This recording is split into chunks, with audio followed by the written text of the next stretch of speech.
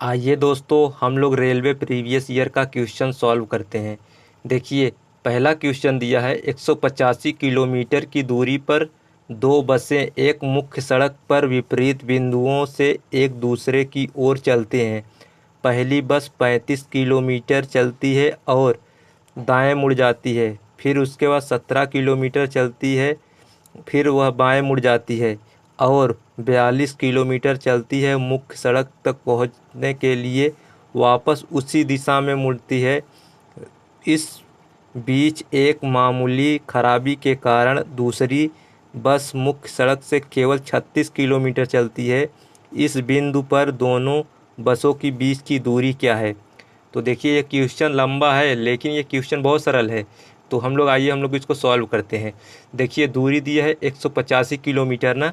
तो हम देखिए यहाँ से दूरी मान लेते हैं, यहाँ से यहाँ तक है 185 किलोमीटर। इसको ए मान लेते हैं, इसको बी मान लेते हैं, ठीक है। इसकी दूरी क्या दिया है? 185 किलोमीटर दूरी। ठीक, ये दूरी दे दिया है। कह रहे हैं कि पहली बस 35 किलोमीटर चलती है। तो मतलब ये जो है पहला बस जो है ये 35 किलोमीटर ये चलता है। पहला बस यहाँ से 185 में से ये 35 किलोमीटर ये चलेगा, मान लो यहाँ से 35 किलोमीटर चलेगा, यहाँ तक पहुँच गया, ठीक है। अब 135 किलोमीटर ये, अब 185 में से 135 ये चल चुका है।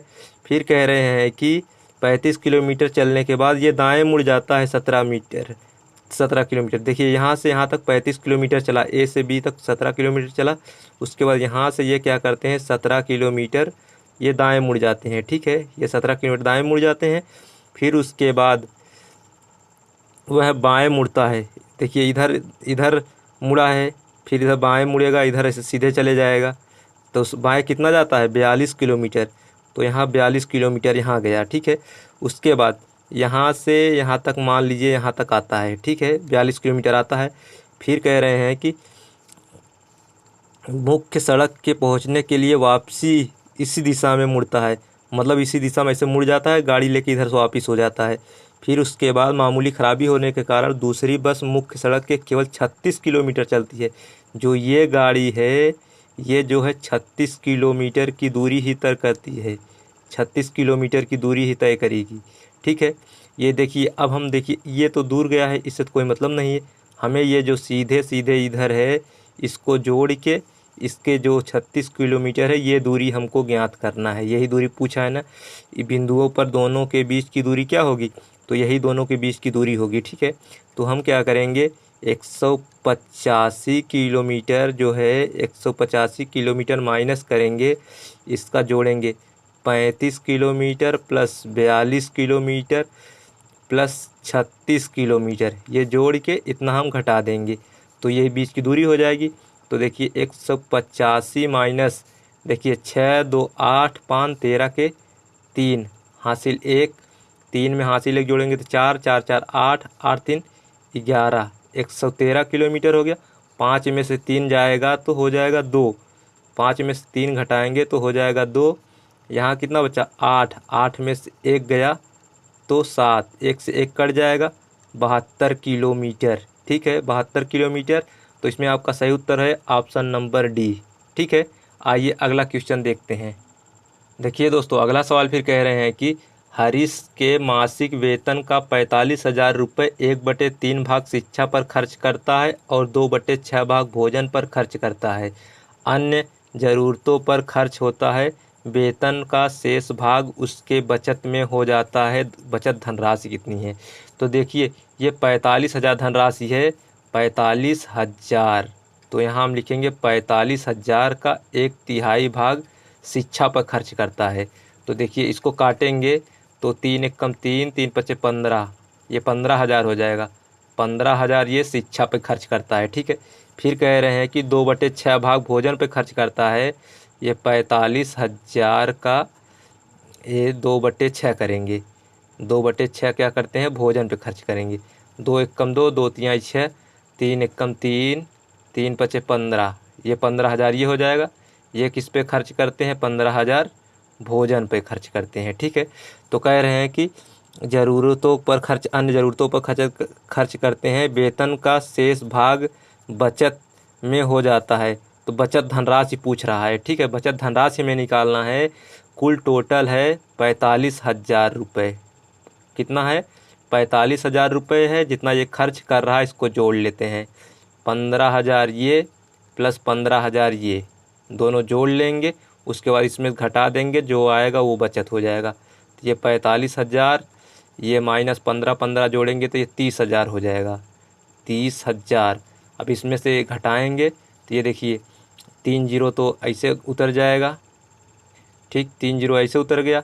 उसके बाद देखिए ये 5 इसमें आता है तो 5 यहाँ उतर जाएगा। 4 में से 3 गया तो 1, 15,000 बचेगा। 15,000, यही आपका उत्तर है, ठीक है। इसमें सही उत्तर आपका ऑप्शन नंबर सी सही है, ठीक है। आइए अगला क्वेश्चन देखते हैं। देखिए दोस्तों, अगला सवाल दिया है, श्वेता है और हरीश ने 28,000 रुपये की आय के साथ एक प्रोजेक्ट पूरा किया। इस प्रोजेक्ट में श्वेता ने 20 दिन और हरीश ने 30 दिन कार्य किया।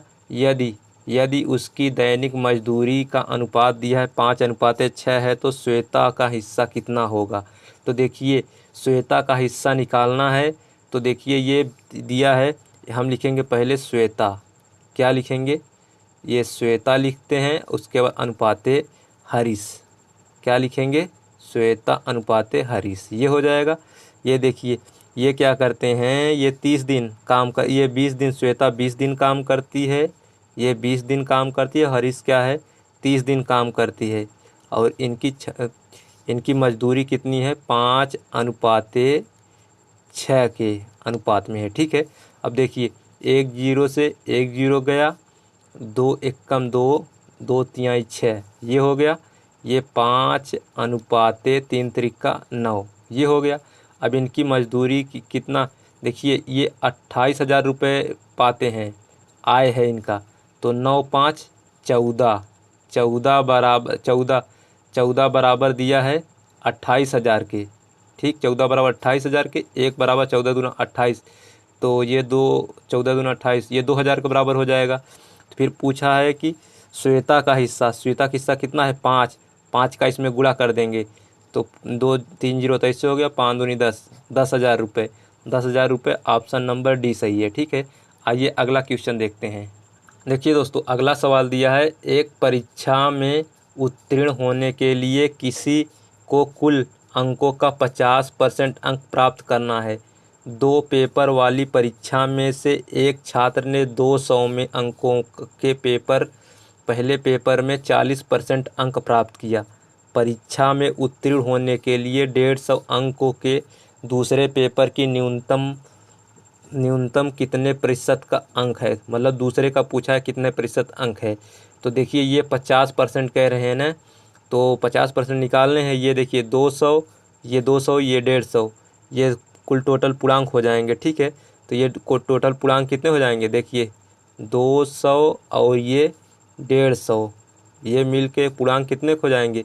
ये 350 हो जाएंगे। 350 का 50% हम निकालेंगे, क्योंकि ये 50% अंक प्राप्त करना है। तो 50% गुणे 350, यहाँ 50% नीचे आएगा तो 100 हो जाएगा। 50 एकम 50, 50 दूना 100। देखिए 2 एकम 2, इसको उधार दिया 15 हो गया, 2 सत्ते 14, 2 पंजे 10। मतलब कि 175 नंबर कम से कम लाने चाहिए, तभी 50% होंगे। अब देखिए 175 पहले पेपर में प्राप्त अंक, देखिए यहाँ लिखेंगे पहले पेपर में प्राप्त अंक। पहले पेपर में प्राप्त अंक, देखिए पहले पेपर में 40% अंक प्राप्त करता है 200 में। तो देखिए 200 में 40% अंक प्राप्त करता है, तो यहाँ बट्टे 100 हो जाएगा। 1 जीरो 1 जीरो 1 जीरो 1 जीरो, 40 दूना 80। पहले में 80 नंबर पाता है, फिर पहले में 80 नंबर पाता है। उसके बाद देखिए टोटल कितने का, 175 में 80 घटा देंगे तो ये दूसरा वाला पा जाएगा। कितना पा जाएगा? 95। कितना पा जाएगा? 175 में से 80 घटा देंगे तो हो जाएगा 95। और 95 का हम निकाल लेंगे टोटल, ये 95%, ये देखिए 95 का निकालेंगे 150 अंक में कितना परसेंट, ठीक है। ये हो जाएगा, ये 1 जीरो से 1 जीरो गया, 5 तिहाई 15, 5 दूना 10, 2 का इधर में गुणा कर देंगे, 2 पंजे 10 के जीरो हासिल 1, 2 9 18, 1 19 बटे 3, 3 से भाग देंगे, 3 छंग 18, इसको उधार दिया 10 हो गया, 3 त्रिक्का 9, 3 त्रिक्का 9, 3 त्रिक्का 9, ऐसे करके उत्तर आएगा ना, अर्थात 63.33 करके आ रहा है, अर्थात हम इसको कह सकते हैं 64% लगभग में। ऑप्शन नंबर ए सही है, ठीक है। ऐसे इस क्वेश्चन को